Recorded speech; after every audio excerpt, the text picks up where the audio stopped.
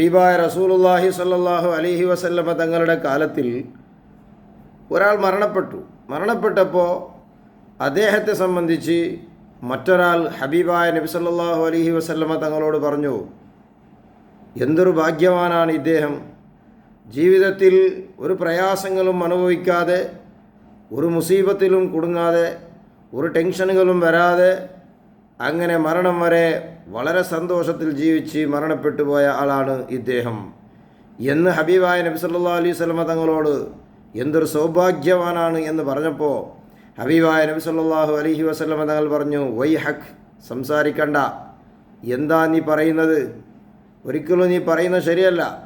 കാരണം അല്ലാഹു സുബ്ഹാനഹു വ തആല ഈ മനുഷ്യനിക്ക് എന്തെങ്കിലും ഒരു മുസീബത്തോ എന്തെങ്കിലും പ്രയാസങ്ങളോ രോഗങ്ങളോ കൊടുത്തിട്ട് നാലാഖിറത്തിൽ അതിൻ്റെ പേരിൽ ക്ഷമിച്ചപ്പോൾ അതിൻ്റെ പേരിൽ നാലാഖിറത്തിൽ അദ്ദേഹത്തിൻ്റെ ദോഷങ്ങൾ പൊറുക്കുകയാണെങ്കിലോ അതാണ് ഏറ്റവും വലിയ സൗഭാഗ്യം എന്ന് ഹബീബായ നബി സല്ലല്ലാഹു അലൈഹി വസല്ലമ തങ്ങൾ പറയുന്നു. ദുനിയാവിൽ പല ആളുകളും എപ്പോഴും ടെൻഷൻ ഇങ്ങനെ പറഞ്ഞ് ബേജാറടിക്കുന്ന ആളുകൾക്ക് മനസ്സിന് സമാധാനം നൽകുന്ന, മനസ്സിന് കുളിർമ നൽകുന്ന ഒരു സംഭവമാണ് മഹാനായ ഹബീബായ നബി സല്ലല്ലാഹു അലൈഹി വസല്ലമ തങ്ങൾ പറയുന്നത്. അതുകൊണ്ട് ദുനിയാവിൻ്റെ ജീവിതത്തിൽ പലപ്പോഴും പല ടെൻഷനുകളും നമുക്കുണ്ടാകും. അതുകൊണ്ടൊന്നും വിഷമിക്കേണ്ടതില്ല. അതുകൊണ്ടൊന്നും അള്ളാഹു അല്ലാത്ത, അള്ളാഹു നിശ്ചയിക്കാത്ത, അള്ളാഹു തൃപ്തിപ്പെടാത്ത മാർഗത്തിലേക്ക് പോകേണ്ടതും ഇല്ല. കാരണം നമുക്ക് വരുന്ന ഈ മുസീബത്തുകളും നമുക്ക് വരുന്ന ടെൻഷനുകളും ബേജാറുകളും എല്ലാം നമ്മുടെ ദോഷങ്ങൾ പൊറുക്കാൻ വേണ്ടിയിട്ടാണ്. ഹബീബായ നബി സല്ലല്ലാഹു അലൈഹി വസല്ലമ തങ്ങൾ പറഞ്ഞില്ലേ, ഒരാൾക്ക് അല്ലാഹു സുബ്ഹാനഹു വ തആല വലിയൊരു മഹാഭാഗ്യം കൊടുക്കണമെന്ന് തീരുമാനിച്ചാൽ യുസബു മിൻഹു, അവനിൽ അല്ലാഹു സുബ്ഹാനഹു വ തആല ചില മുസീബത്തുകളെ കൊണ്ട് പരീക്ഷിക്കും. അതുകൊണ്ട് ദുനിയാവിൽ വരുന്ന ടെൻഷനുകളും ബേജാറുകളൊന്നും ബേജാറാക്കേണ്ടതില്ല, അതിൻ്റെ മേൽ ക്ഷമിച്ചാൽ മാത്രം മതി. അബ്ദുല്ലാഹി ഇബ്നു അബ്ബാസ് റളിയല്ലാഹു അൻഹുമ തൻ്റെ ശിഷ്യനായ അത്വാ ഇബ്നു അബി റബാഹ് റളിയല്ലാഹു അൻഹുവിനോട് പറയുന്നു, അലാ ഉരീക അംറഅതൻ മിൻ അഹ്ലിൽ ജന്ന, നിനക്ക് ഞാൻ സ്വർഗത്തിൽ പോകുന്ന ഒരു പെണ്ണിനെ കാണിച്ചു തരട്ടെയോ എന്ന് പറഞ്ഞ് അപ്പോൾ എന്ന് കാണിച്ചു കൊടുക്കുന്നു. അതാ നോക്ക്, ഹാദിഹിൽ മർഅത്തു സൗദാ, കാണാൻ തീരെ ഭംഗിയില്ലാത്ത, കണ്ടാൽ ആരും ഇഷ്ടപ്പെടാത്ത ഒരു സ്ത്രീ, കണ്ടാൽ ആളുകളും നിസ്സാരപ്പെടുത്തുന്ന ഒരു സ്ത്രീ, ആ പെണ്ണുങ്ങൾ സ്വർഗത്തിൻ്റെ സ്ത്രീയാണ്. എന്തുകൊണ്ട്?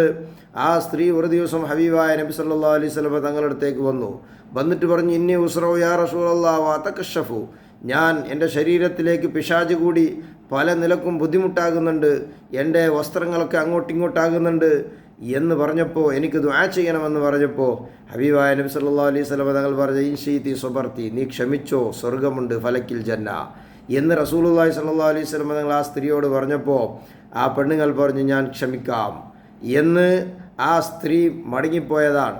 അതാണ് ദുനിയാവിൽ വരുന്ന മുസീബത്തിൻ്റെ മേൽ ക്ഷമിക്കും എന്ന് ഏറ്റെടുത്ത് വന്ന സ്ത്രീയാണ്. ആ സ്ത്രീ സ്വർഗത്തിലാണ് എന്ന് ഹബീബായ നബി സല്ലല്ലാഹു അലൈഹി വസല്ലം തങ്ങൾ പറഞ്ഞത്.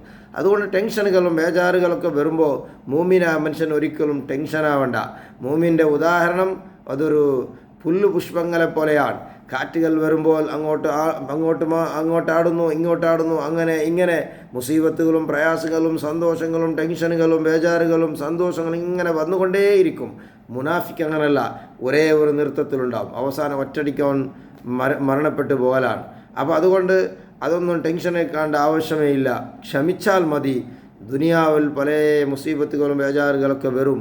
ആ വരുന്ന സമയത്തൊക്കെ നാം ചിന്തിച്ചാൽ മതി, ഇത് നമ്മുടെ ദോഷങ്ങൾ പൊറുക്കാൻ വേണ്ടിയിട്ടാണ്, ഇത് ആഖിറത്തിൽ ഉയർന്ന സ്ഥാനങ്ങൾ ലഭിക്കാൻ വേണ്ടിയിട്ടാണ് എന്ന് മാത്രം മനസ്സിലാക്കിയാൽ തീർച്ചയായിട്ടും ഒരു മോമിനായ മനുഷ്യനിക്ക് ഈ ഭൂമി ലോകത്തിൽ ഒരു ടെൻഷനും ഇല്ല. ഈ ഭൂമിയിൽ മോമിനായ മനുഷ്യനിക്ക് ഒരു ബേജാറും ആക്കേണ്ട ആവശ്യമില്ല. അതുകൊണ്ട് വന്ന മുസീബത്തുകളുടെ മേൽ ക്ഷമിക്കുക.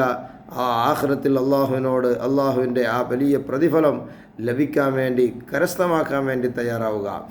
അതേ സമയത്ത് മുസീബത്തിന് വേണ്ടി ദുആ ചെയ്യേണ്ട, മുസീബത്തിന് ഇല്ലാതാകാൻ വേണ്ടിയിട്ട്, ആഫിയത്തിന് വേണ്ടിയിട്ടാണ് എപ്പോഴും ദുആ ചെയ്യേണ്ടത്. സലുല്ലാഹൽ ആഫിയ, റസൂലുള്ളാഹി സ്വല്ലല്ലാഹു അലൈഹി വസല്ലം നിങ്ങൾ ആഫിയത്തിന് തന്നെ ചോദിക്കുക അള്ളാഹുവിനോട്, ഒരിക്കലും മുസീബത്തിനെ ചോദിച്ചു വാങ്ങണ്ട. വന്ന മുസീബത്തിൻ്റെ മേൽ ടെൻഷൻ അടിച്ച് ബേജാറായി ആത്മഹത്യ ചെയ്യാല്ല മറ്റേതെങ്കിലും ചെയ്ത് അവസാനം ഒന്നും അല്ലാതെ ആകണ്ട. ക്ഷമിച്ചാൽ മതി.